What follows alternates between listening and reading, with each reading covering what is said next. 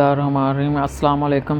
ملک میں بڑھتے ہوئے معاشی بحران کی وجہ سے بے روزگاری اور مہنگائی کی وجہ سے عوام خودکشیاں کرنے پر مجبور ہیں۔ ڈالر کی قیمت روز بروز بڑھنے کی وجہ سے عوام قرضوں کے نیچے دبتا جا رہا ہے۔ پی ڈی ایم کی حکومت اور ملک کے تمام ادارے پاکستان تحریک انصاف اور عمران خان کو نااہل کرنے میں لگے ہوئے ہیں۔ آٹا، گھی، چاول، گوشت، سبزیاں عوام کی پہنچ سے دور ہو گئی ہیں۔ ناظرین، عوام فاقے کرنے پر مجبور ہے۔ پاکستان پیپلز پارٹی اور نون لیگ کسی نہ کسی طریقے سے اس ملک پر قابض ہو جاتے ہیں۔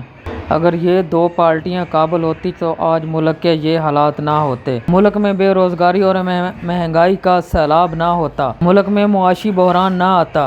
ناظرین، پاکستان میں اس وقت صرف کرسی کی جنگ ہے اور پیچھے اس ملک کی عوام رہی ہے۔ اس ملک کی اور اس ملک کے عوام کی بدبختی دیکھیں کہ 13 جماعتیں اس ملک پر حکمرانی کر رہے ہیں۔ کسی ایک جماعت کے پاس بھی ملک کو معاشی بحران سے نکالنے کے لیے طریقہ کار نہیں۔ پی ڈی ایم میں سے کوئی بھی پارٹی اس قابل نہیں کہ ملک کو معاشی بحران سے نکال سکے۔ اس وقت ہر جماعت اپنے کیس اور کرپشن ختم کرنے کے لیے ایک دوسرے کا ساتھ دے رہی ہیں۔